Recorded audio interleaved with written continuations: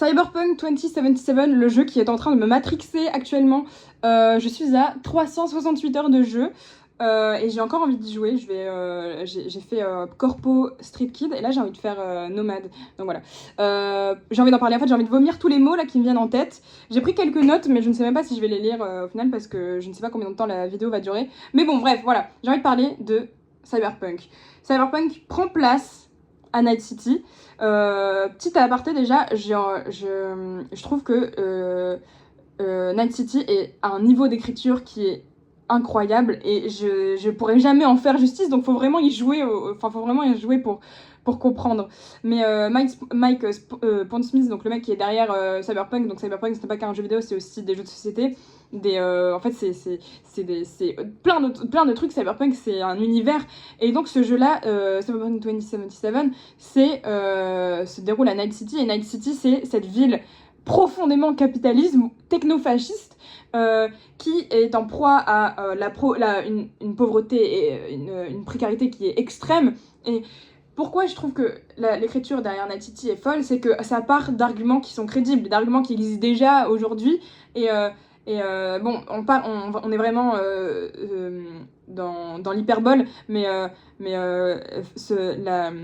Night City, en fait, c'est un amas de gens, c'est une foule de gens. Tu ne vois pas de visage, tu ne vois qu'une fourmilière, en fait. Pourquoi ? Parce que les gens n'ont plus le choix. Les gens essayent de survivre. Quand je dis qu'ils n'ont plus le choix, c'est que ces gens sont dépossédés de leur identité. Il y a plusieurs aspects qui prouvent ce point, c'est que les cyberware, par exemple, les implants qu'on a, on va dire qu'en 2026, il y a des prothèses qui permettent que si tu te fais amputer d'une jambe, tu peux avoir une jambe, mais bon, c'est une jambe mécanique, quoi.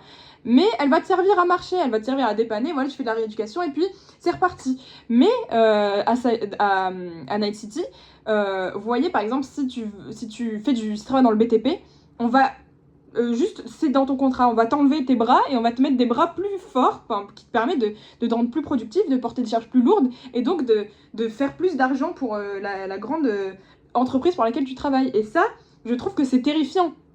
C'est terrifiant parce qu'en fait, ça atteint ton intégrité physique et donc ta psyché, pour moi c'est la même chose, mais tu es dépossédé de ton identité physique, tu es dépossédé de ton identité psychique et en fait, tu ne sers plus qu'une grande corpo. Et les corpos aussi, j'ai envie d'en parler. Parce que les corpos, donc les grandes entreprises, elles ont pris possession du gouvernement. Donc il n'y a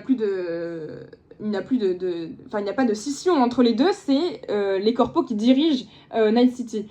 Et par exemple, dans notre société aujourd'hui, tu vas te dire, bon, Carrefour, les bennes, ils sont trop chers à Carrefour. Moi, je vais aller à Lidl. Et ben...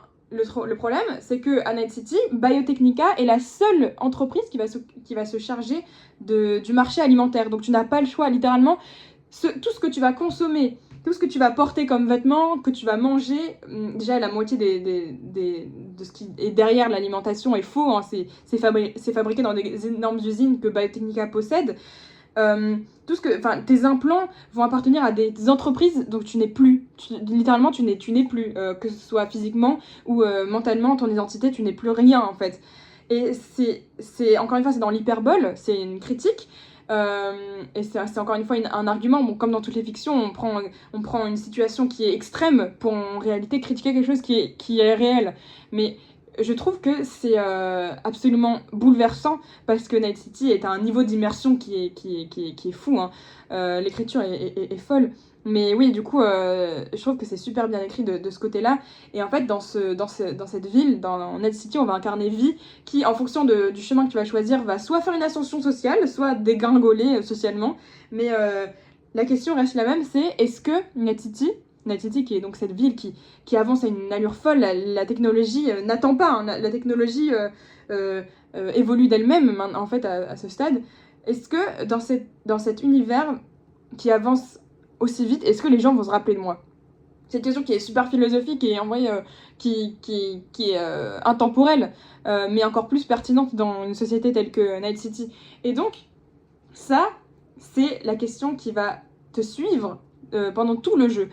Le truc, c'est que Vi, elle a une biochip qui la tue petit à petit encore une fois un prétexte hein, pour rendre cette question encore plus urgente. Il faut vite amener une réponse à cette question avant que tu meurs en fait. Mais je trouve que c'est quelque chose, en fait c'est un élément de scénario qui va vraiment tout changer. Pourquoi? Parce que le mec je vais revenir plus tard à ça, à Johnny Silverhand. Mais en fait, j'ai encore envie de parler de Vi. Vi, pour moi, c'est un perso. Déjà, de base, j'aime pas trop quand les jeux vidéo ils te donnent la possibilité de customiser autant ton perso en fait. Parce que moi, j'aime bien avoir un perso qui a déjà un chara design, qui a déjà une identité, et donc que toi, voilà, tu vas contrôler quoi. Tu vas incarner. Je préfère quand c'est toi qui t'immisce dans le perso plutôt que l'inverse. Enfin, ça veut rien dire l'inverse, mais vous m'avez compris. Sauf que le problème, enfin, pas le problème, mais le truc avec Vi, c'est que, en fait, ces lignes de dialogue, en fait, l'écriture du personnage est déjà extrêmement poussée. Elle a déjà une vie avant même que tu allumes le jeu. Elle a une vie qui lui est propre. Je dis elle parce que je joue Female Vi, mais en fait, elle a déjà un chemin, elle a déjà parcouru des choses. En fait, quand tu lances le jeu pour la première fois, c'est toi, en fait, tu t'immisces littéralement dans sa vie. Et, et je trouve que Vi, elle a à la fois, en fait, elle a tellement de répondants parce que Night City est une ville qui est extrêmement dure, donc elle a une personnalité qui est forte, elle a beaucoup d'émotions aussi, et c'est un perso auquel tu vas vite t'attacher en fait. Et aussi parce que la première personne fait que l'immersion est folle. La première personne, c'est un système qui peut être, comment dire, qui peut polariser, mais franchement, dans le cas de Cyberpunk, c'est vraiment super bien réussi parce que il y a des moments où, par exemple, elle va se poser à une fenêtre et tu vas voir ses bras et en fait, tu vas te rappeler que le perso est vivant, en fait, même sans toi, le perso est là, quoi. Et enfin, c'est pas juste une caméra, quoi. Donc, je trouve que c'est vraiment bien fait. Donc oui, je voulais parler de Johnny aussi, Johnny Silverhand. Donc c'est un mec qui était littéralement considéré comme un terroriste parce qu'il a posé des bombes dans une tour qui appartenait à Arasaka. Arasaka qui est la plus grande corpo du coup de Night City.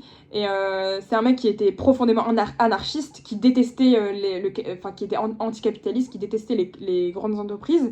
Et donc c'est un idéaliste. Pour moi, idéaliste c'est un mot qui est quand même intéressant parce qu'un idéal, c'est tu le remplis, en fait, tu atteins le bonheur.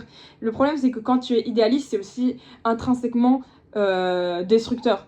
Et Johnny est le parfait exemple de ça parce que Johnny est un idéaliste, donc qui courait après ses idéaux, mais qui, à force de ne voir que par ce prisme-là, a fait énormément de mal. Donc je parle pas des gens qu'il a tués parce qu'évidemment, à Night City, tu vas tuer des gens, en fait, tu vas tuer des innocents, mais les gens qu'il aimait, en fait, les gens qu'il était censé aimer, il leur a fait tant de mal. Et je trouve que, vu que Johnny, maintenant, en fait, il est dans ta tête, il est dans la tête de Vi, il ne peut plus exister parce qu'il est mort, il a été tué par comment il s'appelle, là, le Adam Smasher. Et donc, à travers une série d'opérations très sombres, j'ai pas envie de démarrer cette conversation-là, mais bon, il se retrouve dans la tête de Vi, dans la biochip que Vi s'est foutu dans le crâne. Mais là, tu passes d'une vie absolument mouvementée, t'es considéré comme un terroriste, t'es aussi une rockstar. Et en fait, tu te retrouves dans la tête de Vi qui n'est qu'un visage dans cette foule à Night City. C'est quand même c'est une énorme souffrance pour Johnny. Et c'est pour ça que c'est mon personnage préféré. J'ai énormément d'empathie envers ce mec parce que c'est quelqu'un qui refuse, en fait ça le fait souffrir, c'est quelqu'un qui refuse aussi de montrer qu'il souffre, et donc il est encore dans cette colère, il est dans une colère qu'il ne peut pas exprimer, et en fait je trouve ça beau, en fait c'est une écriture qui est si belle, parce que à force de vivre comme un miroir, en fait, à travers les yeux de Vi, sans pouvoir agir, sans pouvoir faire quoi que ce soit, même s'il se plaint, il y a beaucoup de moments où il va essayer de t'influencer, mais en fait, il n'est plus. Jean-Paul Sartre disait, bon, on peut. Petit moment philo, mais il disait l'être est ce qu'il fait. Je sais pas si c'est exactement ça la quote. Mais en fait, en gros, ce que tu fais, ça va. En fait, c'est toi, tes actions définissent qui tu es. Et le fait que Johnny, c'était quelqu'un qui n'était pas, en fait, c'était pas juste un visage dans cette foule, justement, c'était quelqu'un qui avait des idéaux très j'ai envie de dire alt, mais non, alternatif, non, c'est pas ça le mot, qui était très marginaux, il avait des idéaux qui étaient très marginaux, si on peut dire ça comme ça. Et là, en fait, le fait que il se retrouve à ne plus pouvoir rien faire, il ne peut plus agir, c'est quelque chose qui va le changer.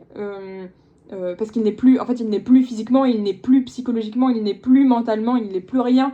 C'est juste un virus, littéralement, c'est un virus. Et c'est pour ça que, petit spoil, je laisse un peu de temps, 1, 2, 3, petit spoil.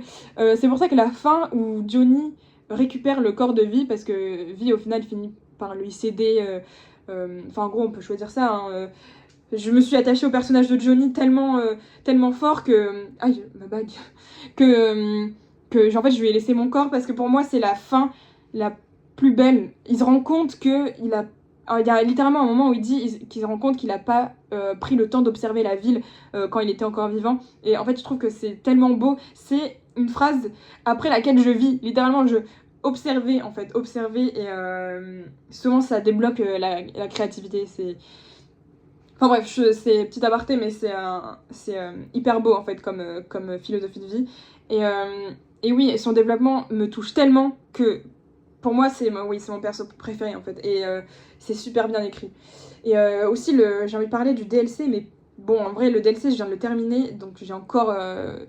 Voilà. Mais le DLC est super bien écrit. Mais pour moi, c'est la meilleure intrigue du jeu, carrément. Parce que autant que ce soit du côté de Somi que de Reed, c'est parfaitement écrit. Mais il y a une balance...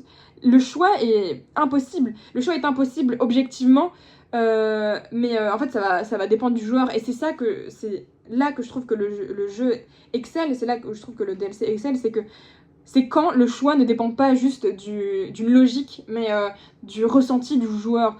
C'est pour ça que moi je side toujours avec Somi, c'est parce que c'est quelqu'un, comme je disais avant, qui... en fait, on lui a mis des implants, mais son corps est ravagé. Je ne sais même pas si elle a encore des organes. Genre, a-t-elle un estomac? Je ne sais pas. Mais la FIA, il lui a foutu un cyberware, mais tellement très très invasif, en fait, elle ne sert qu'à être un agent du FIA. Et en fait, je compatis tellement que même si je side avec Reed, je préfère mettre un terme à ses souffrances plutôt que laisser la FIA la soigner et qu'elle repart dans ce cercle, en fait. Donc oui, en fait, je préfère l'aider et... Enfin, en fait, bon, bref, comme j'ai dit, le DLC est encore dans ma tête de manière trop sensible, donc je ne peux pas en parler. Mais voilà, je trouve que le jeu est fou. Enfin, bref, je crois que j'ai tout dit, mais ma tête est vide, là. Cyberpunk, faut encore que je fasse le chemin nomade. Je vais essayer de jouer Mail V cette fois, parce que ça fait 2 fois que je joue Mail V. Ce sera peut-être une expérience différente, mais le jeu n'en reste pas moins incroyable. Voilà. J'adore parler, et je devrais faire des vidéos plus souvent. J'adore parler, wesh, c'est trop bien. Salut!